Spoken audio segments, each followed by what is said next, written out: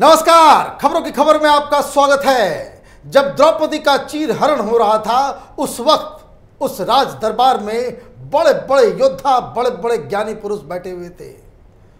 भीष्म पितामह हो, धृतराष्ट्र हो, द्रोणाचार्य हो, कृपाचार्य हो, दानवीर कर्ण हो, ये सारे लोग वहां मौजूद थे।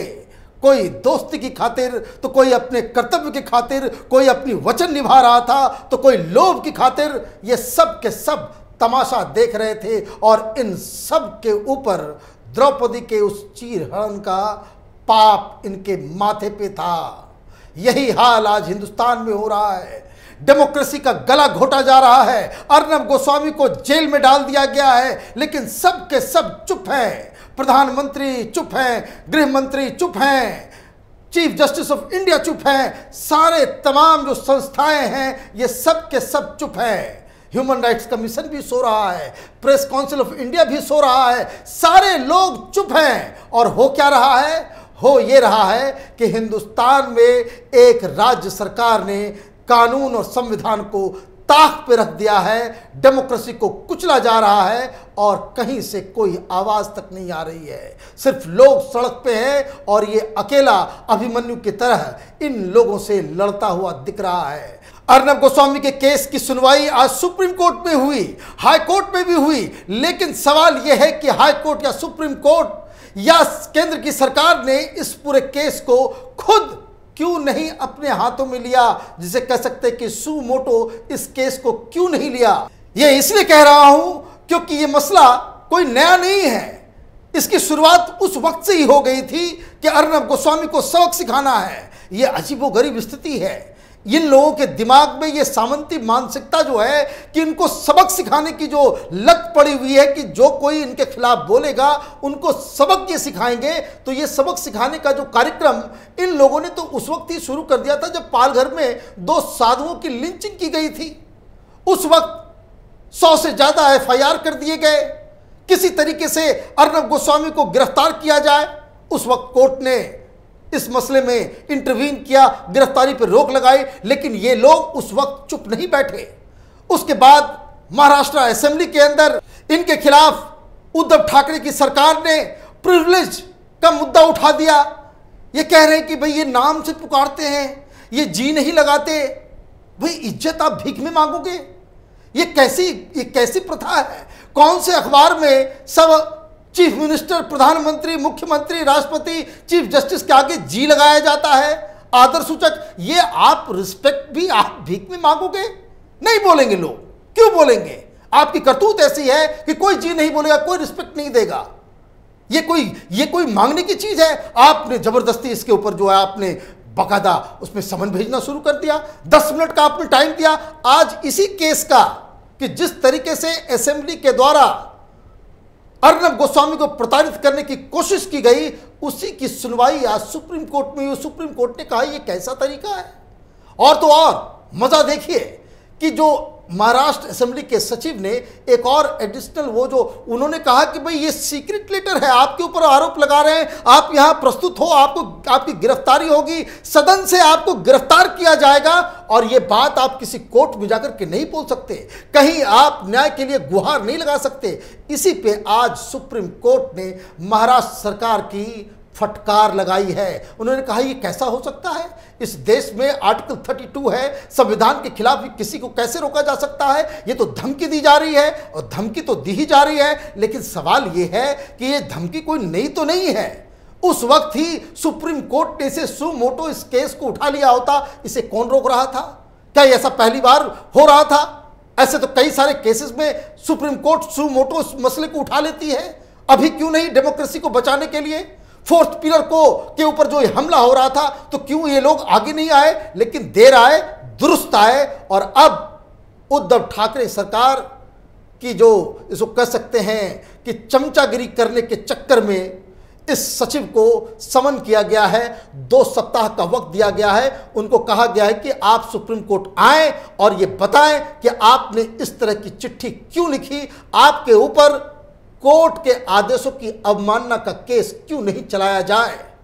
अब 2 सप्ताह के बाद इनकी भी पोल पट्टी खुलेगी। देखना यह है कि महाराष्ट्र की सरकार सुप्रीम कोर्ट के इस आदेश को मानती है, अपने सचिव को भेजती है, या फिर जिस तरह के बाकी केसेस में ये लोग कर रहे हैं अर्नब गोस्वामी के साथ, इस केस में ये सुप्रीम कोर्ट के आदेश को भी बाकायदा हवा में उड़ा देंगे, वो वहां पहुंचेंगे नहीं।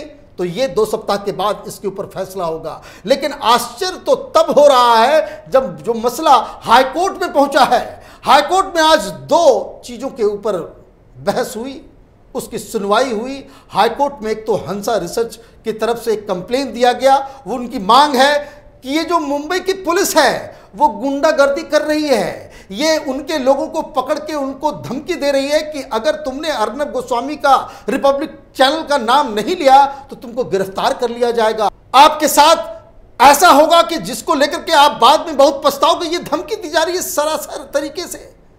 अब ये लोगों को ये कहा जा रहा है कि जो अर्नब गोस्वामी ने हंसा की जो रिपोर्ट दिखाई थी, आप कहो कि ये गलत है। अब वो कैसे कहे कि ये गलत है?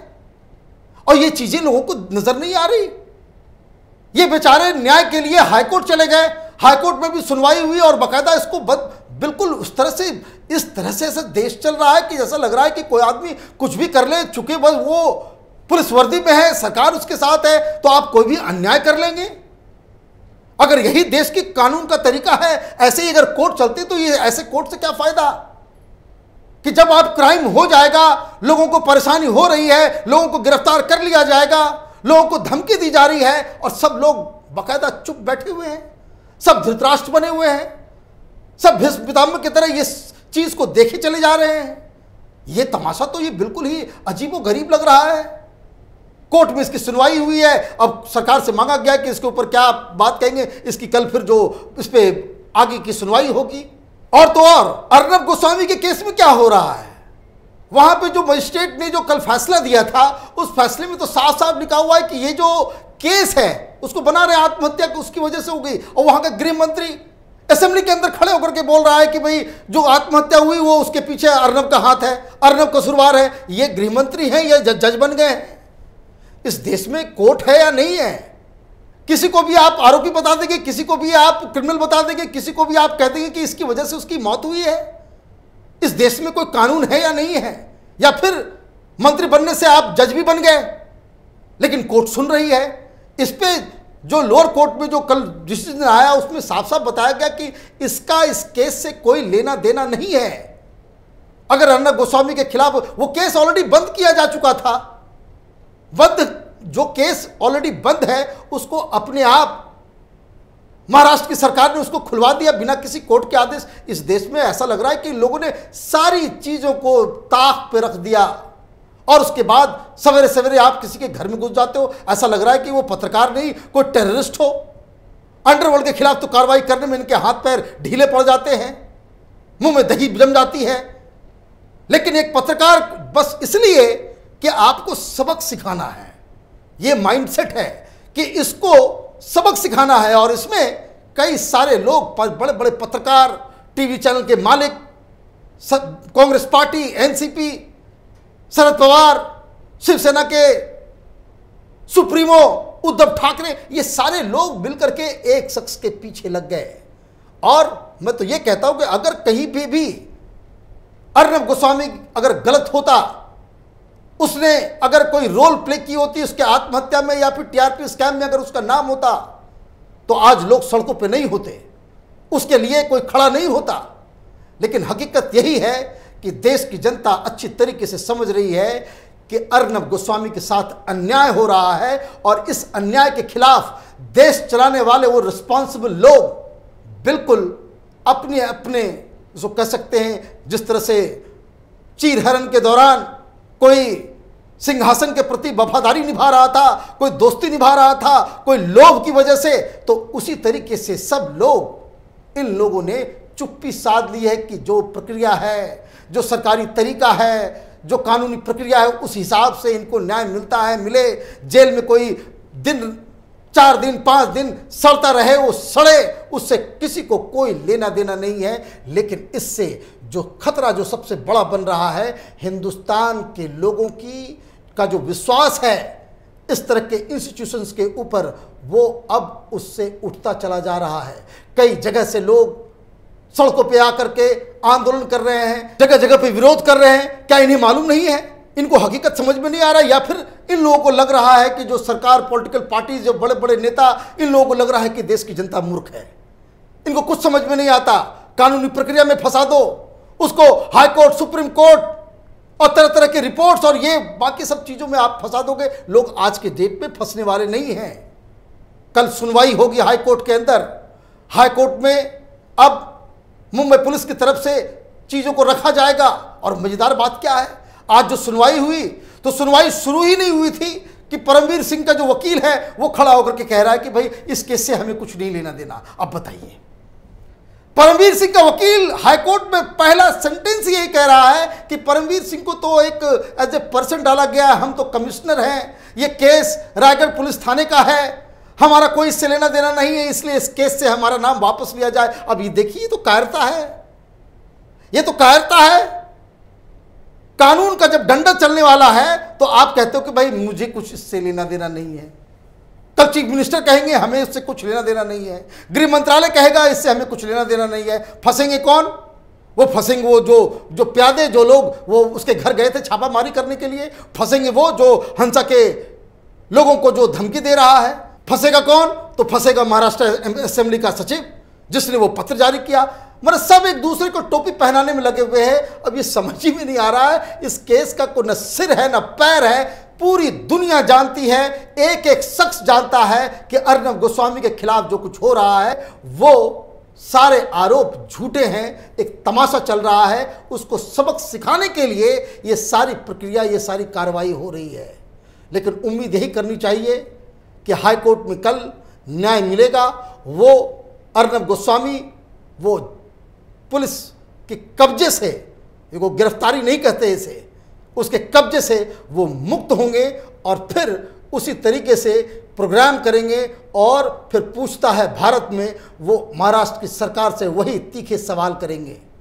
हमारी नज़र, पूरे देश की नज़र हाईकोर्ट के उस डिसीजन के ऊपर है। कल उम्मीद करनी चाहिए कि वो फैसला अर्नब गोस्वामी के फेवर में आए। हमारी नज़र लगातार बनी हुई है। आप देखते रहिए कैपिटल टीवी। हमारे वीडियोस को लाइक कीजिए, शेयर कीजिए और हमारे चैनल को सब्सक्राइब कीजिए। धन्यवाद।